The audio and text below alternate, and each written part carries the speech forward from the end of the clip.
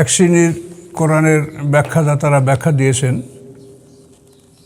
যে শাক্কাল কামার এ দ্বারা কিয়ামত বোঝানো হচ্ছে, এটা রাসূল সাল্লাল্লাহু আলাইহি ওয়াসাল্লামের মুজিজা নয়। আমি তাদের এটা ভাষাটা আমি আপনাদের সামনে পেশ করছি। আনাস ইবনে মালিক হতে বর্ণিত যে মক্কাবাসী রাসূলুল্লাহ সাল্লাল্লাহু আলাইহি ওয়াসাল্লামকে তার নবুয়তের নিদর্শন দেখানোর দাবি জানালো। তিনি তাদেরকে চাঁদ দুখণ্ড করে দেখালেন, এমনকি তারা দুখণ্ডের মাঝে হেরা পাহাড়কে দেখতে পেল।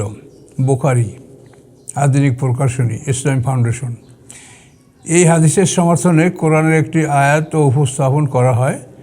কিয়ামত আসন্ন, চাঁদ বিদীর্ণ হয়েছে। সূরা কমারের প্রথম হইতে 2-3 আয়াত।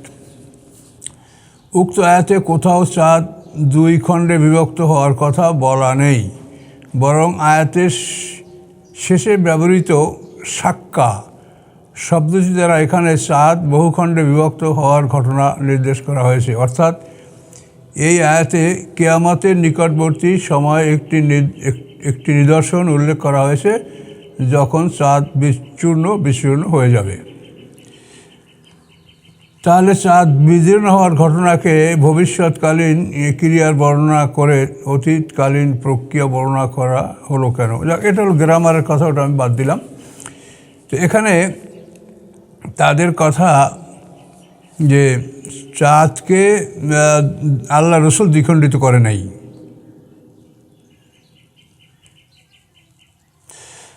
তাদের কথা হলো যে এই চাঁদ কিয়ামতের নিকটবর্তী সময় একটি নিদর্শন উল্লেখ করা হয়েছে। কিয়ামতের নিকটবর্তী সময়ের একটা নিদর্শন চাঁদ চূর্ণ বিচূর্ণ হওয়া, এই হলো তাদের কথা। তো এখন আমাদের কথা হলো এই যে কিয়ামতের নিকটবর্তী সময়ে চাঁদ বিদীর্ণ হবে কিসে? কোনো ভূমিকম্পে, না ঘূর্ণিঝড়ে, না চাঁদ দ্বিখণ্ডিত হওয়ার জন্য ইসরাফিল চাঁদকে টুকরা টুকরা করার জন্য একটা আগে ফুঁক দেবেন চাঁদ ধ্বংস করার জন্য? আপনাদের বললেন কিয়ামতের নিকটবর্তী সময়। কিয়ামতের নিকটবর্তী সময়, কিয়ামতের পূর্বে 10টা আলামত হাদিস এবং কোরআনের মাধ্যমে বর্ণনা করা হয়েছে। সেই 10টা আলামতের মধ্যে চন্দ্র খণ্ড বিখণ্ড হওয়ার কোনো কথা নাই। দাব্বাতুল আরদ, সূর্য পশ্চিম দিক থেকে, ওটাও কোরআনে নাই, কিন্তু কোরআনে আছে কিছু, হাদিসে আছে কিছু, এই মিলে মোট 10টি আলামত। এখানে যে কথাটা বলা হলো যে কিয়ামতের নিকটবর্তী সময়, তার নিকটবর্তী সময় যদি চাঁদ দ্বিখণ্ডিত হয় তো সেটা থাকবে তো কোরআন হাদিসে কোথায় আছে? কোরআনে যেটা স্পষ্ট বর্ণনা আছে সেটা হলো চন্দ্র, সূর্য, পাহাড়, পর্বত, মানব, দানব, সমস্ত পৃথিবী সিংহার ফুৎকারে একই সঙ্গে ধ্বংস হবে। চাঁদকে ধ্বংস করার জন্য আলাদা কোনো সিংহার ফুৎকার দেওয়া হবে না। মানুষ মারার জন্য আর সূর্য ধ্বংস করার জন্য আলাদা কোনো সিংহার ফুৎকার নয়। সিংহার প্রথম ফুৎকারই সব কিছু ধ্বংস হবে। তাহলে আপনারা বললেন কিয়ামতের নিকটবর্তী সময় একটি নিদর্শন উল্লেখ করা হয়েছে। তার নিকটবর্তী সময় কখন? কিয়ামতের কতদিন আগে চাঁদকে টুকরা করা হবে বলেন? 1 মাস আগে, না 1 বছর আগে, না 1 ঘন্টা আগে? নিকটবর্তী সময়ে চাঁদকে টুকরা করা হবে, এটা আপনাদের সম্পূর্ণ কাল্পনিক কথা। তার কারণ আপনি এই আয়াতটা দেখেন, ইকতারাবাতিস সাআতু ওয়ানশাক্কাল কমার, আউযু বিল্লাহি মিনাশ শাইতানির রাজিম, বিসমিল্লাহির রহমানির রহিম। ইকতারাবাতিস সাআতু ওয়ানশাক্কাল কমার, নিকটবর্তী হয়েছে কিয়ামত, দ্বিখণ্ডিত হলো চাঁদ। এই কিয়ামত নিকটবর্তী হওয়ার কথার অর্থ হচ্ছে যে মুহাম্মদ সাল্লাল্লাহু আলাইহি ওয়াসাল্লামের আগমন হলো কিয়ামতের নিকটবর্তী হওয়া। এটা কিয়ামতের সবচেয়ে বড় আলামত। আল্লাহ রাসূলের জন্মের সাথে সাথে আকাশের ফেরেশতারা ঘাবড়িয়ে গেছে যে শেষ পয়গম্বর জন্মগ্রহণ করেছেন, এনার সময়টা পার হলেই কিয়ামত হবে। কাজেই মুহাম্মদ সাল্লাল্লাহু আলাইহি ওয়াসাল্লামের আগমন এটাই কিয়ামতের নিকটবর্তী হওয়ার প্রমাণ।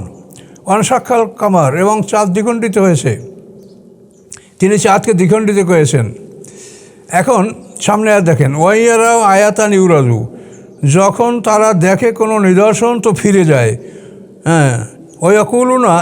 ওয়াকুল, এবং তারা বলে সেহর মুস্তামির, এটা একটা শক্তিশালী চলমান জাদু। তাহলে এখন আপনি আয়াতের অর্থটা মিলান, চাঁদ দ্বিখণ্ডিত হলো এবং যদি তারা দেখে কোনো নিদর্শন তো ফিরে যায় এবং বলে সেহেরু মুস্তামির, এটা একটা শক্তিশালী চলমান জাদু। তাহলে ইসরাফিলের সিঙ্গার ফুৎকারে যখন চাঁদ দ্বিখণ্ডিত হবে, সূর্য ধ্বংস হবে, চাঁদ ধ্বংস হবে, জুমিয়ার শামসু আল কামার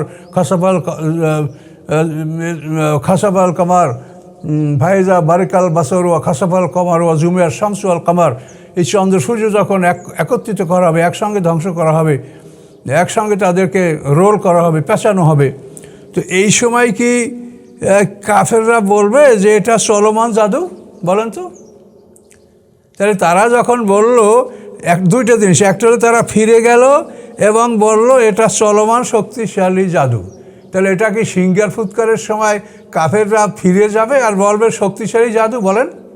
আমি জানতে চাই আপনাদের কাছে, আর শ্রোতাদেরকে আমি বোঝার জন্য বলছি যে আপনারা কথা একটা শুনলেই মানেই মনে করবেন না যেটা হয়ে গেল, একটু বুঝে শুনে কথাটা বলেন।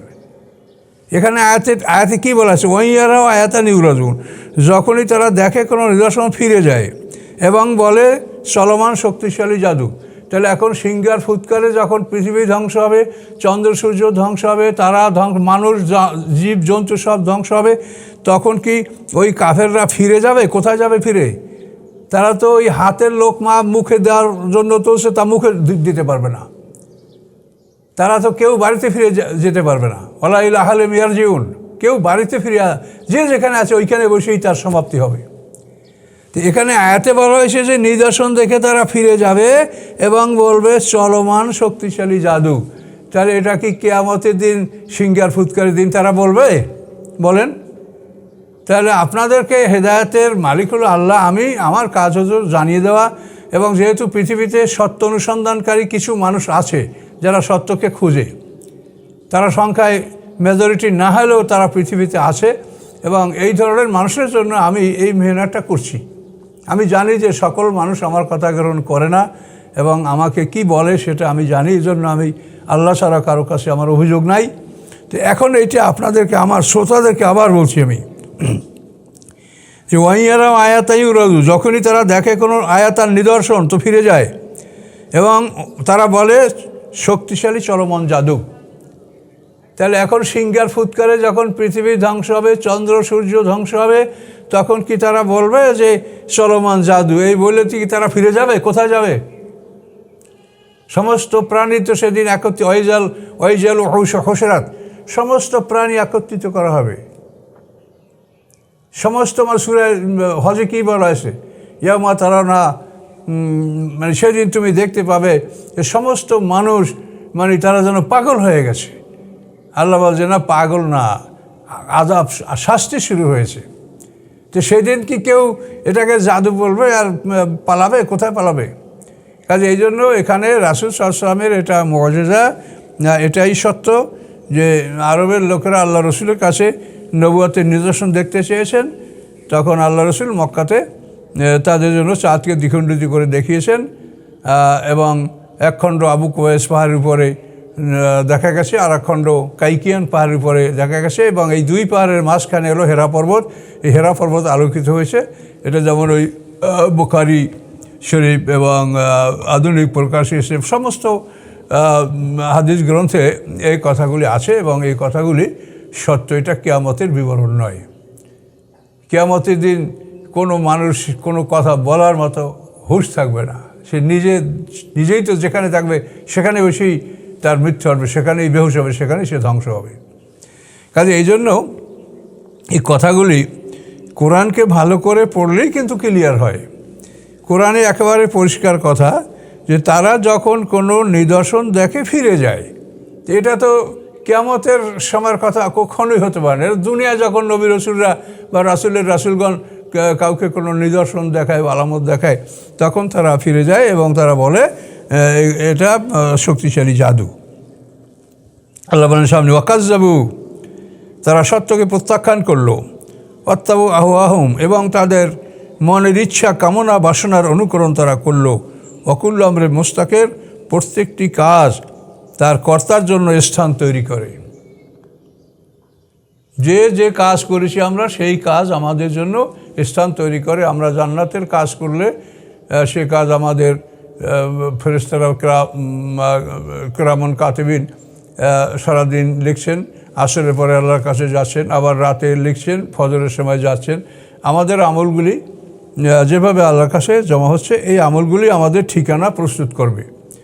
জান্নাতের আমল হলে জান্নাতের ঠিকানা প্রস্তুত করবে, জাহান্নামের আমল হলে জাহান্নামের ঠিকানা প্রস্তুত করবে। এটা আল্লাহ তাআলা কোরআনের ঘোষণা।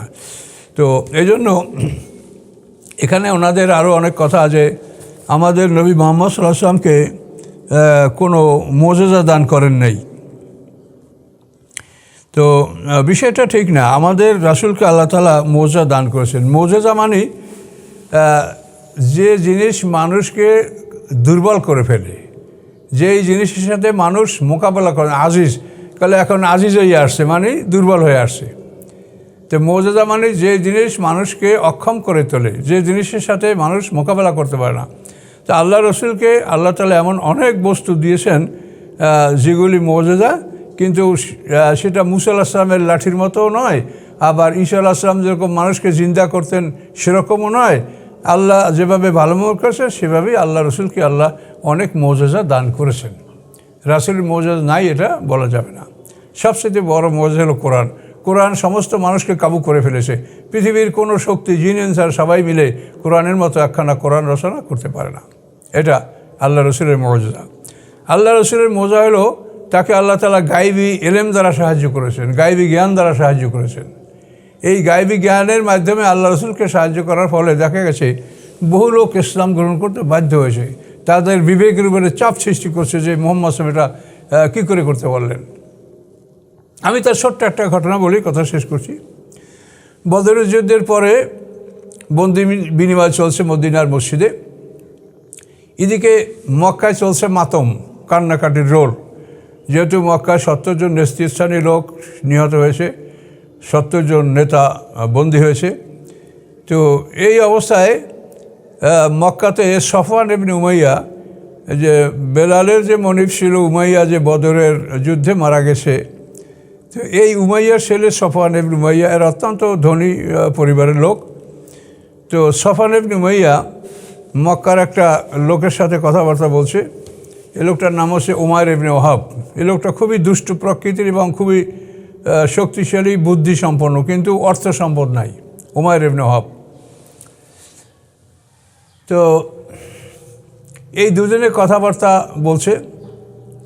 তখন উমাইর ইবনে ওয়াহাব বলে যে, দেখ সফওয়ান, আমার পরিবারের উপরে ঋণ আছে, আমার একটা সন্তান বদরের যুদ্ধে বন্দী হয়ে আছে। তো আমার উপরে যদি এই সমস্যাগুলি না থাকতো তাহলে আমি জীবনের ঝুঁকি নিয়ে মুহাম্মদ সাল্লামকে হত্যা করতাম। তখন সফওয়ান বলে যে, শোন, তোর যে সমস্যাগুলি এগুলি সব দায়িত্ব যদি আমি গ্রহণ করি, তোর সমস্ত ঋণ আমি পরিশোধ করে দেব, তোর পরিবারের দায়িত্ব সম্পূর্ণ আমি গ্রহণ করব, এটা যদি আমি করি তাহলে তুই কি মুহাম্মদ সাল্লামকে হত্যা করবি? বলে যে হ্যাঁ, অবশ্যই করবো। তা ঠিক আছে, তোর সাথে আবার এই সন্ধি হলো যে আমি তোর পরিবারের যাবতীয় সমস্যা দেখব, তোর ঋণ দেখব, তোর ছেলে বন্দি তার মুক্তিপণ আমি পরিশোধ করব, তাকে মুক্তি করব, আমি সব করব। এই কথার উপরে উমাইর ইবনে ওয়াহাব রওনা করলো, একটা ধারালো তরোয়াল গলায় ঝুলিয়ে সে মদিনার দিকে রওনা করলো। সে মদিনায় পৌঁছে গেল। আল্লাহ রসুল মদিনার মসজিদের ভিতরে ছিলেন। ওমর ফারুক রাদিয়াল্লাহু তাআলা আনহু মদিনার মসজিদের বাইরে লোকদেরকে ওয়াজ নসিহত করতেছিলেন। এমন সময় দেখা গেল উমাইর ইবনে ওয়াহাব চলে আসতেছে। উমর ফারুক তাকে ধরে ফেললেন এবং তিনি সাহাবায়ে কেরামদেরকে বললেন যে, তোমরা তাড়াতাড়ি আল্লাহ রসুলের কাছে যাও, সতর্ক হও, এই উমর ইবনে ওয়াহাব এর মন ভালো না, এ খারাপ উদ্দেশ্য নিয়ে হয়তো আসছে। তখন আল্লাহ রসুলকে খবর জানানো হলো। আল্লাহ রসুল তাকাই দেখলেন যে উমর ফারুক সে উমর ইবনে ওয়াহাবকে ধরে ফেলেছে। তখন আল্লাহ রসুল বলেন যে, উমর, ওকে ছেড়ে দাও। তা আল্লাহ রসুল ছেড়ে দিলেন। উমর রাদিয়াল্লাহু তাআলা আনহু উমর ইবনে ওয়াহাবকে ছেড়ে দিলেন। ছেড়ে দেওয়ার পরে বুকে ঝুলন্ত তলোয়ার অবস্থায় আল্লাহ রসুলের সামনে গেল। যাওয়ার পরে বলেন যে, উমাইর, তুমি কী উদ্দেশ্যে এসেছো বলো? যে আপনি জানেন আমার একটা ছেলে বন্দি আছে, আমি এই বন্দি মুক্তির জন্য আমি কি অবলম্বন করব, কীভাবে সুরাহা করবো, এই জন্য আমি আসি। তখন আল্লাহ রসুল বলেন, তোমার এই গলায় ঝুলন্ত তলোয়ারটা কেন? উন্মুক্ত তলোয়ার, যেটা আরবের বিধান না। তলোয়ার তো কোষের মধ্যে থাকতে হবে, কোষমুক্ত থাকবে না। তখন বলছে, ওটা আপনার কি ক্ষতি করে? ওটা আছে, আমার গলায় আছে। তখন আল্লাহ রসুল বলেন, তুমি আর সফওয়ান ইবনে উমাইয়া এই পরামর্শ করো নাই যে তোমার ঋণ, তোমার সংসার দেখা, তোমার ছেলে মুক্ত করা, এই সব দায়িত্ব সফওয়ান ইবনে উমাইয়া দেবে, এর বিনিময়ে তুমি আমাকে হত্যা করবে, তুমি এই চুক্তি করে আসো নাই বলো। তখন উমর ইবনে খাত্তাব ঘাবড়ে গেল। সে বলল যে সফওয়ান ইবনে উমাইয়া আছে মক্কায়, আমি আছি মদিনায়, আমাদের দুইজনের মধ্যে কথা, এই কথাই রাসূল আপনাকে কে জানালো? তাহলে নিশ্চয়ই আল্লাহ তাআলা আপনাকে এই কথা জানিয়েছেন, কাজে আমি সাক্ষী দিচ্ছি যে আপনি আল্লাহর রসুল। এই বলে উমর ইবনে খাত্তাব এই কঠিন মানুষটি ইসলাম গ্রহণ করলো। এবং এই মানুষটির প্রচেষ্টায় আরবের বহু বড় বড় লোক, এই সফওয়ান ইবনে উমাইয়াও শেষ পর্যন্ত এই উমর ইবনে খাত্তাবের এই কথাই ইসলাম গ্রহণ করেছিল। যে আল্লাহ রসুলকে যে এই যে গায়েবী ইলম দিয়ে সাহায্য করেছেন আল্লাহ রসুল গায়েব জানেন না, কিন্তু কোনো কোনো বিষয় যেটা আল্লাহ পছন্দ করেন সেই বিষয়ে আল্লাহ রসুলকে জানিয়ে দিয়েছেন, এবং এ ব্যাপারে বহু উপকার হয়েছে। বহু ঘটনা আমাদের, যে মক্কা আত্তাব ইবনে আসিদ মক্কা বিজয়ের পরপর ইসলাম গ্রহণ করেছে, এবং যাকে মক্কার গভর্নর করেছেন আল্লাহ রসুল, তাকে গভর্নর করে রেখে আল্লাহ রসুল হুনাইন যুদ্ধে গিয়েছিলেন। এই আত্তাব ইবনে আসিদ ওই রকম একটা গায়েবী খবরের উপরে আল্লাহ রসুলের গায়েবী খবরের উপর সে ইসলাম গ্রহণ করেছিল। তো আল্লাহ তাআলা তার রাসূলকে এমন কিছু অলৌকিক জিনিস দান করেছেন যাতে আসলে ইসলামেরই উপকার হয়, এবং হচ্ছেও তাই। কিন্তু অন্যান্য নবীদের মোজেজা, সেই মোজেজাগুলা আমাদের রাসূল সাল্লাল্লাহু আলাইহি ওয়াসাল্লামের মোজেজা হইতে বড় মনে হয়, আসলে দেখতে বড়ই মনে হয়, কিন্তু দিনের ক্ষেত্রে কিন্তু সেগুলি সেইতে আমাদের রাসূলকে আল্লাহ তাআলা যে ধরনের মোজেজা দিয়েছেন, তাতে দিন গ্রহণ বা দিন সম্প্রসারণ হওয়ার ক্ষেত্রে আমাদের রাসূলের মোজেজাগুলি যথেষ্ট কার্যকর ছিল। তো এগুলি আল্লাহ তাআলা রাসূলকে দান করেছেন। কাজে মুসা আলাইহিস সালামকে যে মোজেজা দান করেছেন, ঈসা আলাইহিস সালামকে আল্লাহ সেই মোজেজা দান করেন নাই। ঈসা আলাইহিস সালামকে যে মোজেজা দান করেছেন, আমাদের রাসূলকে আল্লাহ সেই মোজেজা দান করেননি। কাজে এই জন্য মোজেজা আমাদের রাসূলের আছে, যেগুলি সামনে মানুষ মোকাবেলা করতে পারে না, যে কথার কোনো জবাব মানুষ দিতে পারে না, এগুলি তো মোজেজা, মানুষকে যা দুর্বল করে ফেলে। যে শক্তি মানুষকে দুর্বল করে ফেলে তাকেই মোজেজা বলা হয়। তো পৃথিবীর অবস্থা খুবই খারাপ এখন। আমাদের একমাত্র শান্তির জায়গা হলো আল কোরআন। আপনাদের মন খারাপ, পৃথিবীর বিভিন্ন অবস্থা দেখে আপনাদের অস্থির মন, এই সব কিছু থেকে আপনি প্রশান্তি লাভ করার একমাত্র বস্তু কোরআন। এই কোরআনই আপনাকে শান্তি দিতে পারে, এছাড়া পৃথিবীর কোনো বস্তু আপনাকে শান্তি দিতে পারে না। কাজে এই জন্য আপনারা সবাই বেশি বেশি কোরআনের সাথে সম্পৃক্ত হন। বিশেষ করে রমজান মাস, ইবাদতের মাস, কোরআন নাযিল হওয়ার মাস, কোরআনের পিছনে থাকেন। কোরআন খতম দেওয়ার জন্য অনেকেই প্রতিযোগিতামূলক অনেক কোরআন শরীফ পড়ে। তো কোরআন খতম করলে সব হবে, কিন্তু কোরআন যদি শেখেন তাহলে সব আরও বেশি হবে। হতে পারে যে আপনি একটা আয়াত যদি শেখেন, এর বিনিময়ে আপনাকে এক খতম করার সেইতেও বেশি সব আল্লাহ দিতে পারেন। তার কারণ কোরআন নাযিল হওয়ার উদ্দেশ্য তো শুধু খতম করা নয়, ওতে কি বলা আছে সেইটা শেখা এবং আমল করা। এই জন্য আপনারা খতম যারা করবেন খতমও করেন, কিন্তু সাথে সাথে আপনারা আমলও করেন এবং আমলের চেষ্টা করেন, অর্থ শেখার চেষ্টা করেন। তো এই বলে আমি আমার আলোচনা আজকে এখানে সমাপ্ত করছি। আসসালামু আলাইকুম।